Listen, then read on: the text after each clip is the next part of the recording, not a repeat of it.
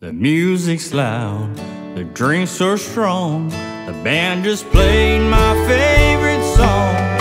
Another night, I'm closing down this bar. Yeah, I wouldn't normally get a guy to sing one of my songs necessarily, but Courtney stands out as a singer, obviously, and anybody who's ever heard him, and he would. I've never known anybody who could put an emotion across the way that Courtney could, and it touched everybody that ever heard him or was around him. He had such a big heart.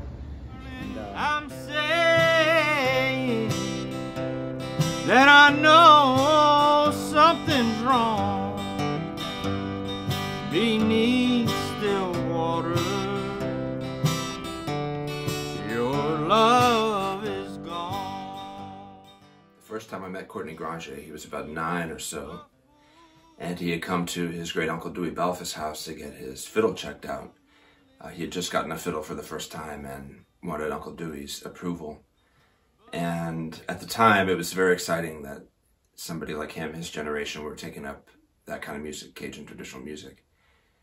And within about 3 years, he was, 12 or so, and he was playing with Alpha Toujours, with the Cajun band that I formed, his family band. And it was kind of like, wow, he's amazing for being 12. And a few years later, when he was 15, he was not amazing for being 15. He was just amazing for being a human being. He was somebody with so much talent, so much emotion going into the music, even at that age. And I produced his first record for Rounder Records when he was 15. It came out when he was 16. I love to hear another bourbon, another beer, 'cause old habits, old memories die hard. I wrote that song as sort of a,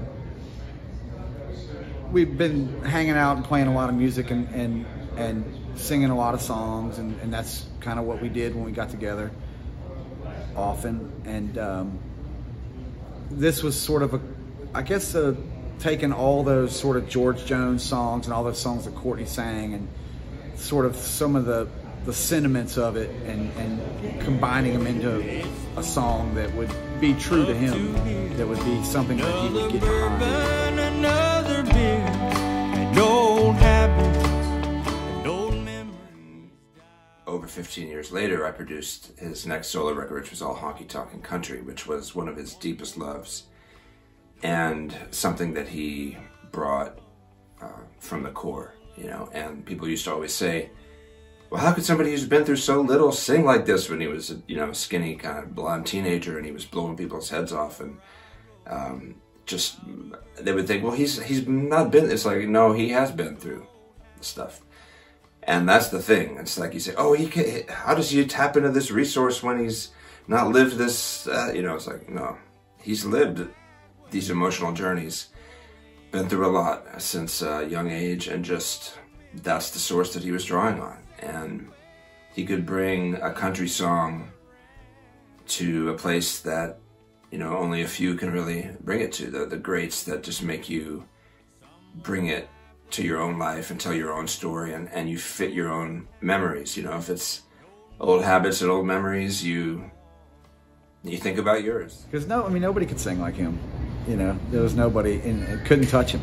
And sort of a realization of that, and yeah, it means a lot to me that he took it and took it into his heart and got behind it, and he loved it, and I always kind of we'll have that. I'll have that as a memory of our friendship and closeness, and all those nights we sang those songs, all those old country songs, into the wee hours of the morning.